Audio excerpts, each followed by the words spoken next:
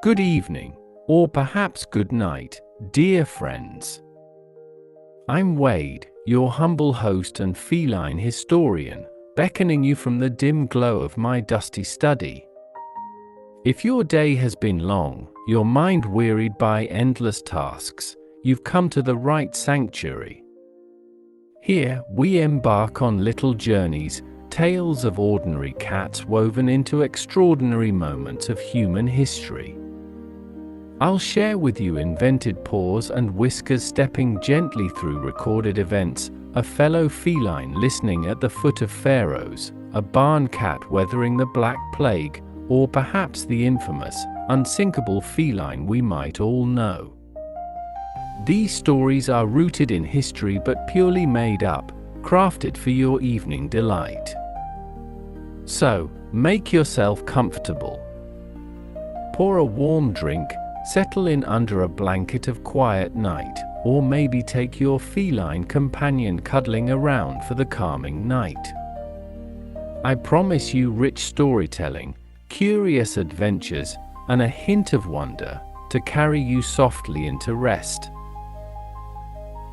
Welcome, my friends, to Historicat Night, where sleepy minds find new tales, and every cat has its moment in our shared, imaginary past. Let's begin.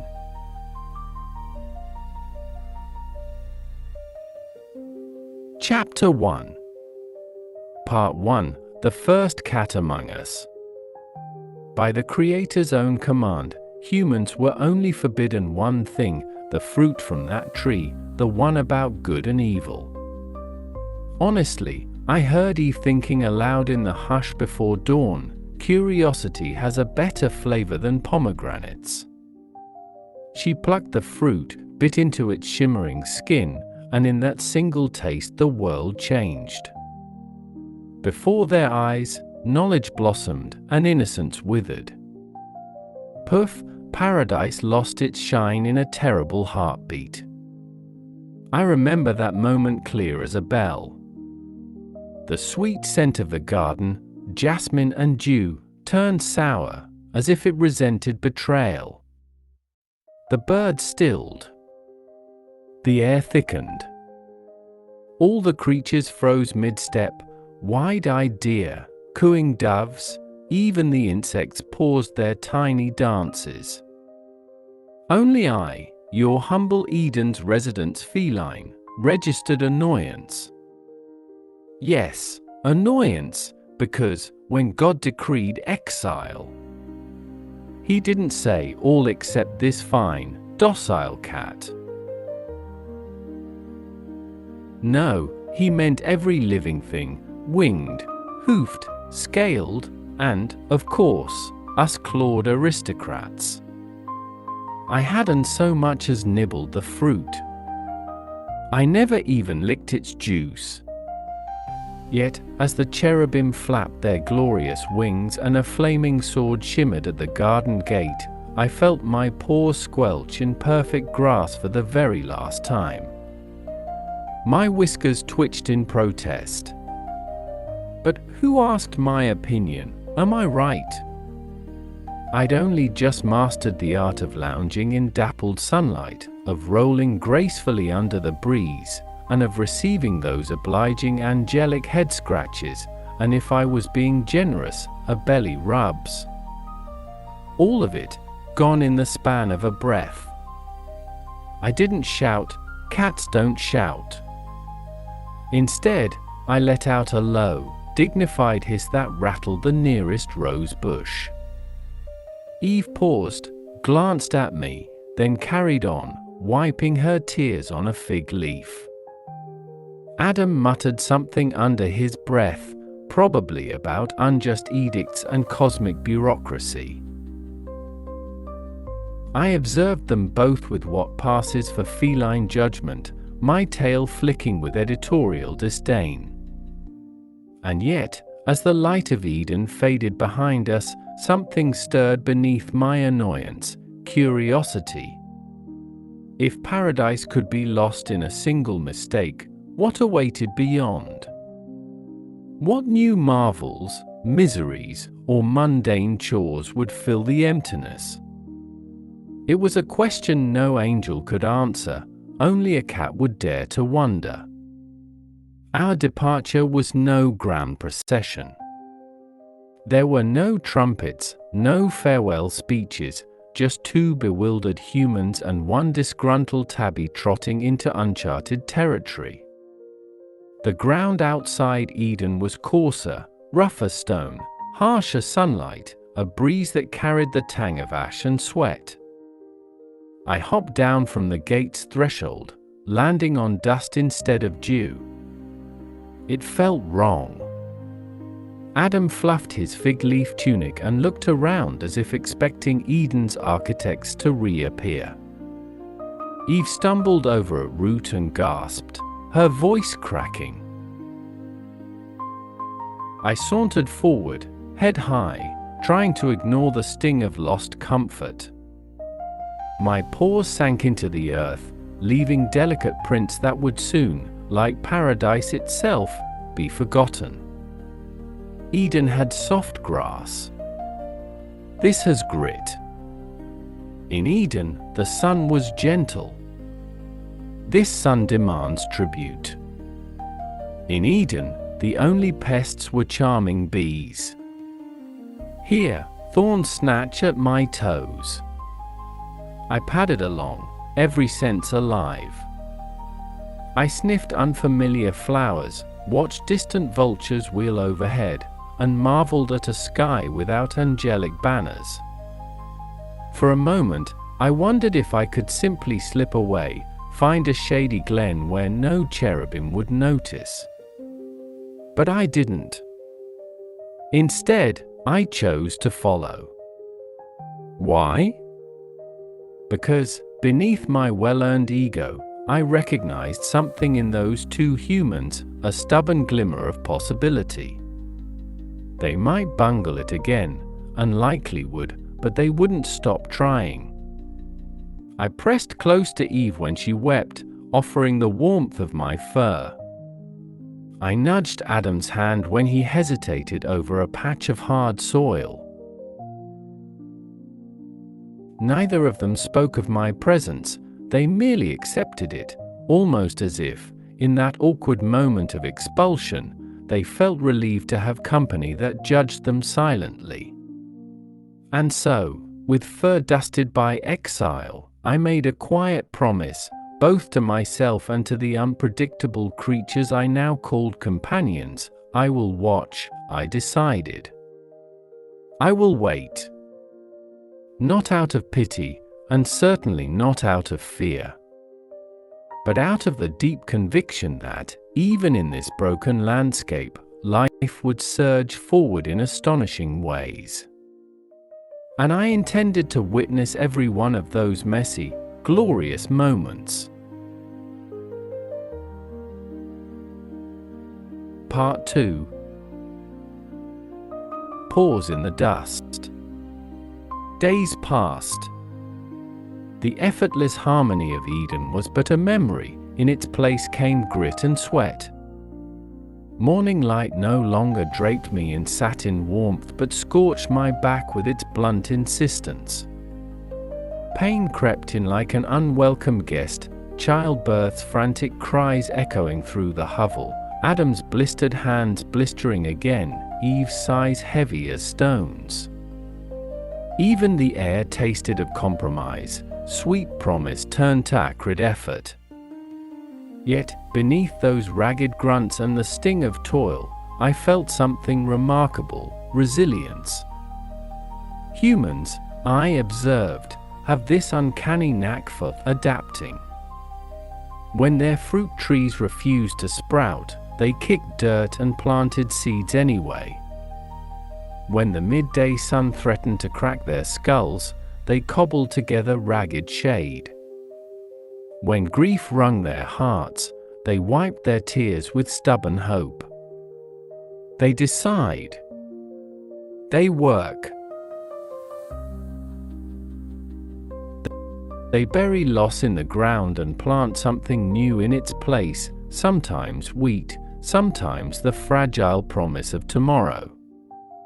At first, I took the easy route, napping in the only cool corner I could find, beneath a rickety shelter made of branches and broad leaves. That spot was divine relief, until Eve discovered me, cooing apologies as she swept away fallen debris. She offered a gentle stroke behind my ear. I pretended I barely noticed, though I welcomed every inch of her touch. Then came my next role, forager. I trailed Adam to their crude granaries, clay pots filled with dusty grain, and waited until he left before chasing off the buzzing flies. A well-timed pounce earned an exasperated chuckle from Eve, who tossed me a handful of cracked kernels. I scoffed inwardly at the peasant feast, but I ate them all the same. Before long, I realized they watched me as keenly as I watched them. Eve would whistle when she spotted me napping too long. Adam would laugh when I skittered across his tilted plow. Their loyalty, once one-sided, turned reciprocal. I began to think of myself not just as their observer, but their confidant, silent but present. One sweltering afternoon, Adam paused in his work, forehead gleaming, shoulders slumped. He looked at me, dust-caked, whiskers drooping, and sighed. He rummaged in his satchel and produced a fig leaf, its edges jagged but fresh. With fingers stained by earth, he tied it around my neck, nodding as if bestowing me with an honor. I stretched languidly on his sandal, accepting the makeshift collar. I didn't purr. Cats of true dignity avoid such displays, but I did allow myself a tiny flick of the tail. Recognition, however humble, was still recognition. There was a nicer life waiting somewhere, verdant groves by running streams, fellow felines who never lifted a claw or a paw in work. I could have slipped away at dawn, vanished into the wind. But I didn't. Because I saw something deeper in these flawed creatures. Beneath their bungled plans, beneath the ache of loss, lay seeds of care and creation, and, most importantly, connection. They pressed their children to their chests, coaxing giggles from the infant's stiff limbs. They sang in hushed tones to the night sky, as if coaxing safety from the stars. They paused in their labor to share morsels of hard-earned bread, reminding me that survival need not be solitary. Those moments proved that humanity's story, no matter how clumsy, was one I wanted to watch unfold. Each evening, as the sky bled from amber to deep indigo, I settled atop a warm stone beside their hearth. Eve hummed a lullaby I didn't recognize. Adam hummed along, a cracked accompaniment to her melody. The baby stirred in its reed cradle, reaching out with tiny fingers that reminded me of my own curiosity, always reaching, always yearning. I purred softly, though only just, as if to say, "You are tolerable, humans. You are worth this watchful eye, and time of mine." And as the first stars emerged, pale witnesses in the vast dome, I realized my paws in the dust were no accident. I had chosen this, embraced their world of hardship because it promised something Eden never did, a chance to see growth in its purest form. Part 3. The First Family, the First Sacrifice. Time flowed onward, unkind yet curious, and Eve delivered 2 sons into this world of dust and toil. First came Cain, sturdy and silent, eyes deep as troubled earth. I watched from a distance as he pressed his tiny fists to his chest, then turned to his father's plow, intrigued by every muscle that strained against the soil. When he crawled toward me, I let him inspect my fur, his fingers tentative, respectful. Then came Abel, round-cheeked and rosy, his cries like the high notes of a distant flute. I slipped into the sheep-dung soft pen where he lay wrapped in reed blankets. As he cooed and gurgled, I nestled beside him. His small hand landed on my side, gentle, curious. My whiskers twitched, I almost laughed at the absurdity of his comfort.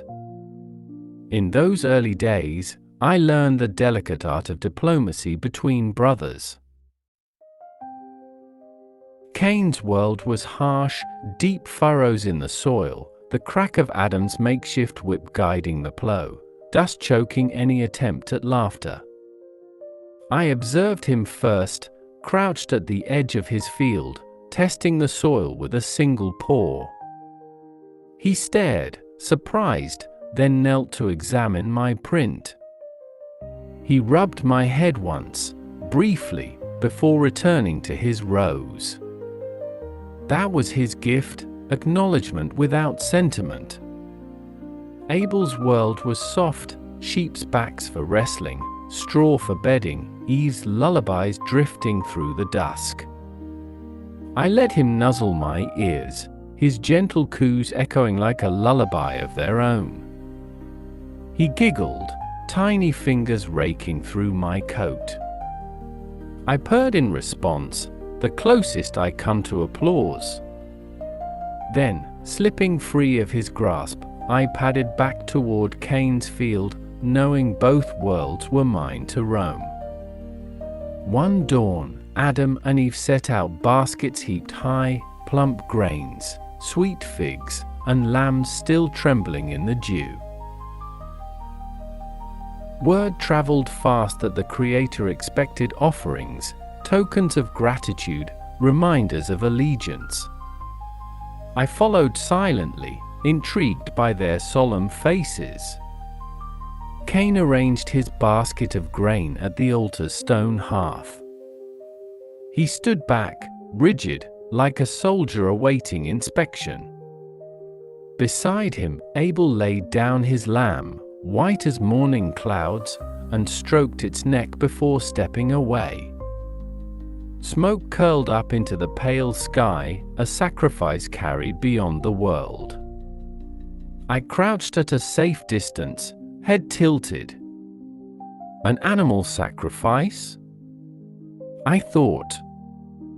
I curled at the edge, curious but not invested. To me, a good animal sacrifice sounded like dinner delayed one pan. But humans seemed invested in ritual, in symbolism. They bowed deeply, eyes closed, voices soft. Their ritual was not for me, almost flattered me. It was for something they could not see but believed in fiercely. One lamb bleated its last.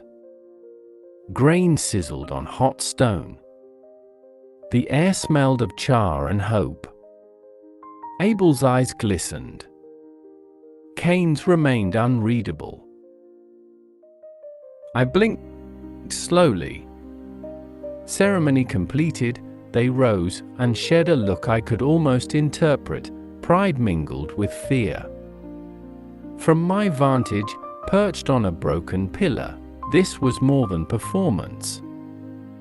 It was communication between human and divine, between brother and brother, between hope and guilt. Abel's gentle offering said, I trust. I give. Cain's grain spoke, I toil. I provide.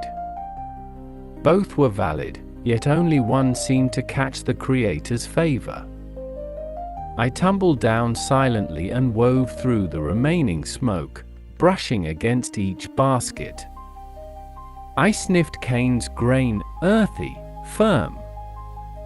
Then Abel's lamb, warm, tender. My whiskers tasted both worlds, the safety of abundance and the fragility of life. After the ritual, Cain's shoulders sagged. Eve gathered her sons close, murmuring words of comfort I could not hear.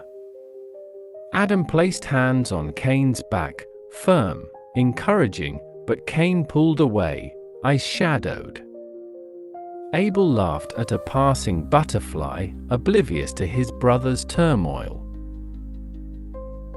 I slinked between them, nudging Cain's hand. He looked down, surprised, and for a moment our eyes met. I sensed the question in his silence, why do I feel less loved? I could only purr, an imperfect balm, but in that vibration lay the truth, acknowledgement itself can soothe. Cain patted my head, brief and awkward, but enough. That night, firelight danced across our gathered faces. Abel slept curled around my tail, Cain sat apart, gazing into the embers. Adam and Eve shared hushed conversation, fingers entwined.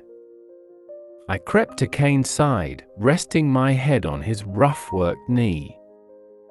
He sighed, long and soft, then, gently, he rubbed my fur. Neither of us spoke. Neither needed to. In the flicker of that dying fire, I realized sacrifices do more than appease unseen powers, they reveal the tender, fractured heart of family. The first family, shaped by faith and fear, offered not only gifts but themselves. And I, the first cat among them, was witness to this fragile balance, devotion giving rise to pride, pride sparking envy, and envy, one day, leading to tragedy. But that day lay ahead. For now, I closed my eyes, letting warmth and quiet settle over us. Part 4. The Sin Under a Brother's Shadow. Then came the dawn no one asked for. A sky so blue it felt sarcastic. Birds sang with naive cheer while something curdled beneath the surface, an undercurrent I'd been sensing in Cain for days. You see, envy doesn't arrive with a trumpet. It leaks, slow and sour, from quiet corners of the heart. The Creator had accepted Abel's offering, the lamb, the tenderness behind it, the humility in his eyes. But Cain? His grain was passed over. No thunderous condemnation, no divine scolding. Just silence. And silence, when you expect applause, is a cruel teacher. I watched it unfold from the rafters of their lean-to shelter. My tail flicked without rhythm. Cain stood apart that morning, his jaw tight, his movements precise like someone trying not to shake. Abel tried, in his soft way, to speak to him, he always did. He believed words could fix anything. But sometimes, silence answers back with violence. Eve, ever perceptive, wept quietly while pretending not to. Adam paced the edge of the clearing, praying into the dirt. I saw it all. I hear more than humans realize, hear the soft-spoken self-doubt, the clench of a fist, the prayers that don't make it past the throat. That morning, Abel walked into the field. Alone, but not quite, I followed at a polite distance, paws silent over dew-wet grass. Something about the air felt off. The birds had gone suddenly quiet, which is usually my cue that something is about to go terribly wrong. Abel knelt beside a wandering lamb, his voice soft. Then came Cain, no longer brother, not entirely. His face was unreadable, but his eyes, they held a storm. Words were exchanged. Low, sharp, Then a glint. A stone. A sudden motion not made for harvesting nor building. A crack. A gasp. Then silence again, but this one is the finality. Abel fell. A thud that sounded louder than it should have, as if the earth itself knew something sacred had left. I leapt forward, claws extended, not in vengeance, but reflex, as if I could stop time mid-collapse. But time is a stubborn thing. It never listens to cats. I reached him too late. Blood seeped into the soil. His lamb bolted. Cain stood there, breathless and trembling, eyes wild with disbelief. Then he ran, as if he could outpace the horror of his own doing. Spoiler, he couldn't. The scream that followed came from Eve, a sound I'd never heard before and hope never to again. It wasn't just grief, it was the kind of sorrow that makes trees stop growing. Adam ran to his son, the wrong one, the quiet one. His calloused hands, so used to tools, trembled as they cradled Abel's limp frame. And I sat just outside the circle, watching. Still. Not in judgment, nor in mourning, but in understanding. This was not just the first death. It was the first unraveling of trust, of brotherhood, of peace. Humans, I've noticed, break in ways they don't see coming. One seed of hurt, planted deep enough, can sprout entire forests of destruction. They think their minds are fortresses.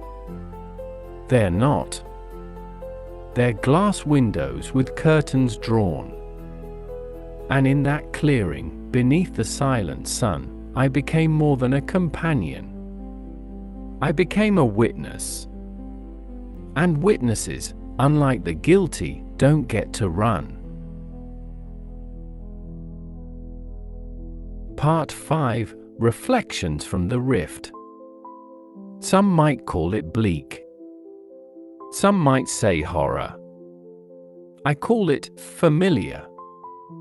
Between the first stolen breath and that final, silent stillness, I witnessed the full spectrum of human nature flicker into view, tenderness and terror, creation and destruction, hope and despair. It's messy, unpredictable, heartbreaking. In the days that followed, the linter felt smaller. Shadows lengthened faster. Eve moved through each sunrise like a ghost, her laughter gone, replaced by soft sighs that seemed to echo off the walls of her own heart. Adam's hands, once steady at the plow or hearth, trembled where he reached to gather water. I sensed their grief not as creatures apart, but as one heartbeat in three bodies. I curled beside Adam at the edge of the field. He dropped a handful of seed into the furrow, then faltered, staring at his own shaking hand. I pressed my body against his calf, a silent insistence that life could still be gentle. He paused, bent over, and with a crooked smile ran his fingers through my fur. There was a moment, soft, barely whispered, when his shoulders eased. Grief, I realized, craves the lightest touch. Forgiveness is its own kind of ritual, slower than any sacrifice. I watched Cain from afar, his silhouette hunched in a corner of the grove, fingers tracing shapes in the dirt, eyes fixed somewhere beyond sight. He carried a weight heavier than the rocks he once tossed in frustration. He bore a guilt that shaped his shadow. Eve, in her moments of quiet, whispered his name as though calling him home. Adam, too, left spaces beside him at mealtime, in case he returns. And I took it upon myself to guard that hope. Each dawn I scanned the horizon for a familiar figure, tall, pained, uncertain, praying that perhaps today Cain might step into the clearing again. I remained perched by their side, not as judge, but observer. Because even in that first death, potential shone, in grief, in forgiveness withheld yet sought, in the trembling hope that Cain would return, maybe one day, to empathy. Humans have a peculiar stubbornness in their capacity for renewal. I saw it in the unlikely shoot of green springing from their trampled fields, in the hush that fell when a child discovered a ladybug, in Eve's tentative hum as she kneaded dough. Even after horror, small miracles bloom. One afternoon, Eve brought out fresh clay and shaped it with shaking fingers into small vessels. She painted each with tiny, uneven cat paw prints. My prints, she told me, as though marking me the way both family and memory are marked. I circled her skirt, soft purr rumbling in my chest, proud of my inadvertent legacy. I am not naive. I do not claim to understand the fullness of human hearts. Yet I have come to appreciate that companionship, silent, unasked for, patient, is itself a gift of grace. When Adam faltered at dawn, I was there. When Eve's tears fell unbidden at dusk, I was there. And when the first shoots of wheat broke through hard earth, I was there, whiskers twitching in approval. Companionship doesn't erase sorrow. It doesn't sweep away guilt. But it offers a quiet promise: you are not alone.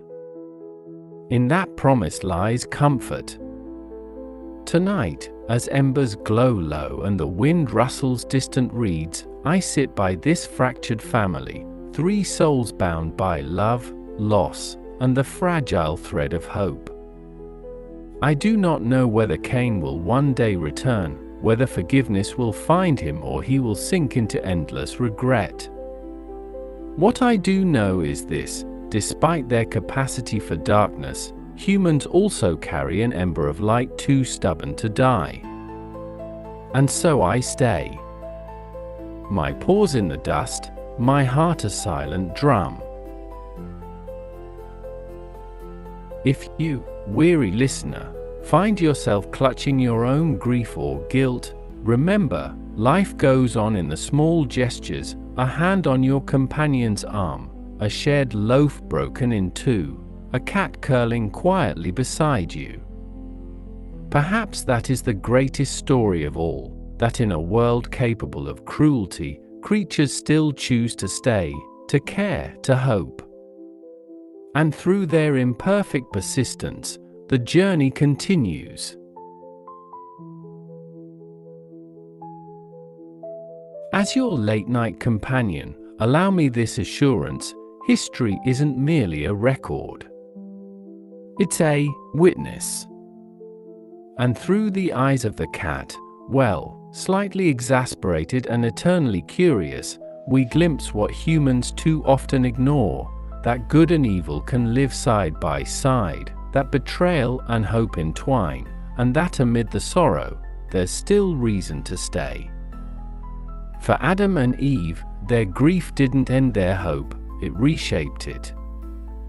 For the cat, the choice to stay was never hard. Humans may topple, break, even kill, but they also love, rebuild, and reach for meaning. And the cat will always be there, watching, nudging, okay, maybe sometimes judging, but always believing that their stories, and hope for tomorrows, matters. Thank you for joining us tonight. We're but a humble, small passion project driven by the love of cats and histories. We are Historicat. I would personally appreciate you for giving the likes, comment, and subscribe, even share this channel with your fellow cat parents and feline lovers. We do appreciate your loves in helping the channel grows. Well, dear friends, stay tuned for another fascinating and curious stories of cats across times and ages. Until we meet again, good night.